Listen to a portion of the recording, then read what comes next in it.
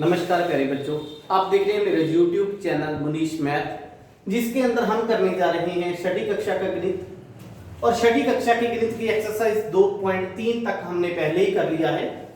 इसका पहला प्रश्न है हमारे पास, निम्नलिखित में से किससे शून्य निरूपित नहीं होता।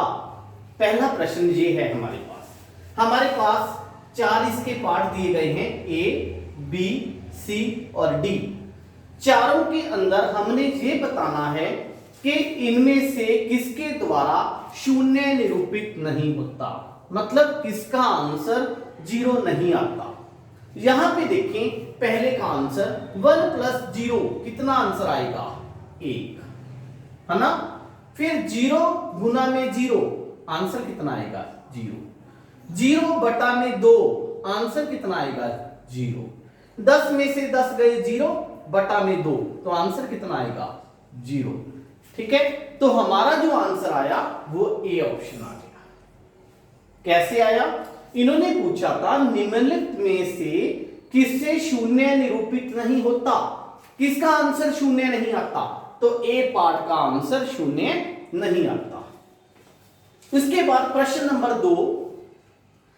नंबर 2 में हमसे पूछा गया है, यदि 2 पूर्ण संख्याओं का गुणनफल शून्य है, अगर 2 पूर्ण संख्याओं का गुणनफल शून्य है, तो हम क्या कह सकते हैं कि दोनों पूर्ण संख्याएं हैं जो वो शून्य होंगी, जब उनमें से कम एक शून्य होगी। देखो बेटा, यहां पे मैं ना 3 चीजें लिखता हूं आपको समझाने के लिए, आंसर आपने और तरीके से लिखना है। पहली चीज मैंने लिखा 0 गुना में 2, ठीक है। दूसरा मैंने लिखा 2 गुना में 0। तीसरा मैंने लिखा 0 गुना में 0। चौथा मैंने लिखा 2 गुना में 2। अब मेरे को एक बात बताओ आप कि यहां पे जो आंसर आ रहा है हमारा इन सभी का, इसका आंसर कितना आएगा, 0। इसका भी आंसर कितना आएगा, 0। इसका भी आंसर कितना आएगा, 0। इसका आंसर कितना आएगा, 4। यहां से हमें क्या पता चलता है, हमें पता चलता है कि अगर गुणनफल शून्य है तो कम से कम दोनों पूर्ण संख्याओं में से कम एक जो संख्या है वो क्या होनी चाहिए, शून्य होनी चाहिए। ये हमारा निष्कर्ष आएगा यहां से। ये तो मैंने सिर्फ आपको समझाने के लिए लिखा है। आप इसका उत्तर क्या लिखोगे, कॉपी पे आप लिखोगे यदि 2 पूर्ण संख्याओं का गुणनफल शून्य है, आप लिखोगे यदि 2 पूर्ण संख्याओं का गुणनफल शून्य है तो उनमें से कम दोनों हो जाए तब भी कोई बात नहीं, कम से कम एक संख्या क्या होनी चाहिए, एक संख्या शून्य होनी चाहिए। दोबारा फिर बताता हूं, आप अपनी कॉपी पे लिखोगे यदि 2 पूर्ण संख्याओं का गुणनफल शून्य है तो उनमें से कम एक संख्या का शून्य होना जरूरी होगा। ये था हमारा सेकंड पार्ट। इसके बाद बात करते हैं हम इसके थर्ड पार्ट की। थर्ड पार्ट के अंदर इन्होंने कहा है यदि 2 पूर्ण संख्याओं का गुणनफल 1 है तो क्या होगा। तो आप क्या निष्कर्ष निकाल सकते हो, यहां पे इसका ये 1 लिखा हुआ है, 2 पूर्ण संख्याओं का गुणनफल 1 है तो क्या होगा। फिर देखो बेटा, 2 पूर्ण संख्याएं कौन सी होती हैं, जो 0 से शुरू होती हैं, 1 2 3 4 5 ऐसे ही चलता रहता है ना। तो किन्हीं भी 2 पूर्ण संख्याओं का गुणनफल 1 नहीं हो सकता जब तक कि वो दोनों की दोनों खुद 1 ही ना हो।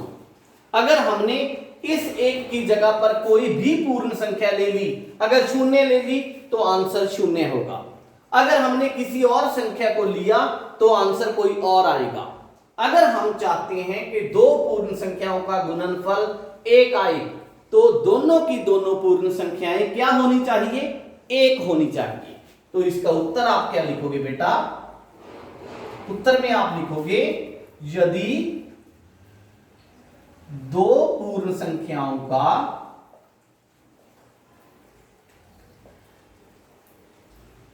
गुणनफल 1 है,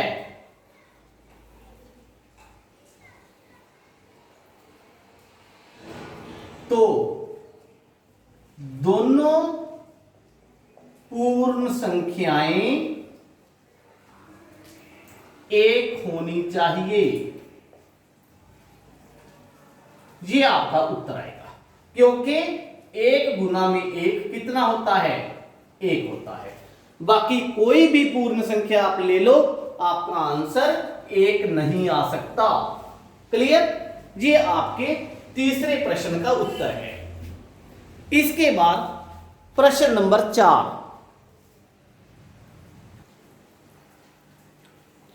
प्रश्न नंबर 4 के अंदर इन्होंने कहा है वितरण विधि से हल करें। पहले भी ऐसे प्रश्न आ चुके हैं, कैसे आप हल करोगे इनको? हल सीधी गुना यहां पे नहीं करनी बेटा, इस बात का ध्यान रखना है आपने। कई बच्चे क्या करते हैं, 728 को 101 से सीधी गुना कर देते हैं। नहीं, हमने कौन सी विधि लगानी है? वितरण विधि लगानी है। वितरण विधि क्या होती है? जो दोनों नंबर दिए गए हैं, जैसे 728 गुना किसी एक नंबर को हम वितरण कर देते हैं, तोड़ देते हैं। कैसे? 101 को मैं लिखूंगा 100 प्लस 1। क्लियर हुई बात? अब इस 728 को पहले मैं 100 से गुना करूंगा, फिर 728 को 1 से गुना करूंगा।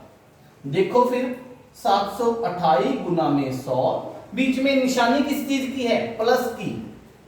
फिर 728 गुना में 1, कितना आंसर आया? 728, 2 जीरो पीछे लग गए इसके, प्लस 728। जोड़ो इसको, जुबानी भी जोड़ सकते हो आप।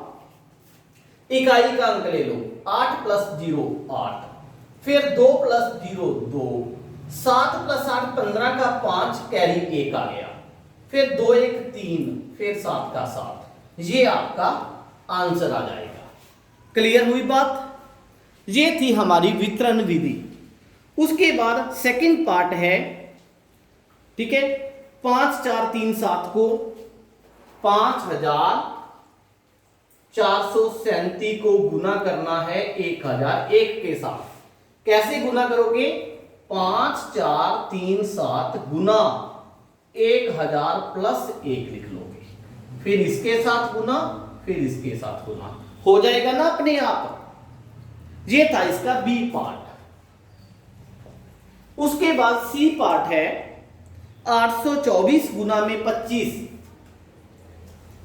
824 गुना में 25 कैसे हल करेंगे इसको? हम 824 को ऐसे ही लिखेंगे, गुना में 25 को 2 पार्ट में तोड़ देंगे, 20 प्लस 5 में। फिर 824 गुना में 20 प्लस, मैंने प्लस क्यों लगाया? क्योंकि प्लस का सिंबल है बीच में। फिर 824 गुना में 5। अब पहले इसको हल करेंगे, फिर इसको हल करेंगे, फिर दोनों को जोड़ देंगे, हमारा आंसर आ जाएगा। जुबानी भी हल कर सकते हैं हम। 824 गुना 2 1648, पीछे इसके 0 लग गई, प्लस 5 चौका 20 की 0 कैरी 2, 5 दूनी 10, 2 12 का कैरी 1, 5 8 40 1 41। जोड़ दो, आपका आंसर आ जाएगा। ये आपका था सी पार्ट। तो डी पार्ट, ई पार्ट बिल्कुल सेम पार्ट हैं, आप खुद भी हल कर सकते हो। जैसे डी पार्ट के अंदर इन्होंने कहा है 4275, 4275 गुना में 125। आप क्या करोगे? 4275 गुना में 125 को तोड़ दो 100 प्लस 25 के अंदर। बिल्कुल आसान प्रश्न बन जाएगा आपका, ठीक है। फिर 35 वाला क्वेश्चन है, 504 को 35 से, 35 को भी आप तोड़ दोगे 30 प्लस 5 के अंदर। यह था आपका चौथा प्रश्न। काफी पार्ट इसके मैंने आप पे ही छोड़े हैं, क्योंकि बड़े आसान प्रश्न है बेटा, खुद भी प्रैक्टिस करनी चाहिए हमें। अगर हम खुद प्रैक्टिस नहीं करेंगे तो आप पेपर के अंदर खुद भी क्वेश्चन सॉल्व नहीं कर सकते, कितनी ही वीडियो देख लो, कितने ही क्वेश्चन समझ लो किसी से। उसके बाद प्रश्न नंबर 5 की बात करते हैं। प्रश्न नंबर 5 के अंदर आपको एक प्रतिरूप दिया गया है। प्रतिरूप का मतलब क्या है? पैटर्न दिया गया है। ठीक है, प्रतिरूप बोलते हैं पैटर्न को। यहां देखें पैटर्न किस प्रकार बन रहा है। पहले हम 1 लगाते हैं, फिर 1 2 लगाते हैं, फिर 1 2 3 लगाते हैं, फिर 1 2 3 4 लगाते हैं। अगली रो के अंदर क्या लिखेंगे? 1 2 3 4 5 लिखेंगे और यहां पे सभी जगह पे 8 आ रहा है। 1 2 3 4 फिर 5 आ रहा है। ठीक है, अगर हम इनको हल करके देखते हैं किसी भी रो को, तो हमारा आंसर बिल्कुल सही आ रहा है। ठीक है, देखो 8 1 8 प्लस 1 9, 12 8 96, 2 98। ठीक है, तो जैसे जैसे आप हल करोगे बिल्कुल आंसर सही आ रहा है। तो अगर हम इसकी 5वीं रो लिखेंगे तो क्या आंसर आना चाहिए? 9 8 7 6 5 तक। छठी रो लिखेंगे, क्या आंसर आना चाहिए? 1 2 3 4 5 6, क्योंकि 5 तक लिख रखा था, गुना में 8 प्लस 6 बराबर में 9 8 7 6 5 4। क्लियर? यहां पे मैंने ना 2 डिजिट लिख दिए, गलत लिख दिया 6। तो कितनी भी रो आप इसकी लिख सकते हो और आपके पास जो आंसर है वो सही आता जाएगा ऑटोमेटिक।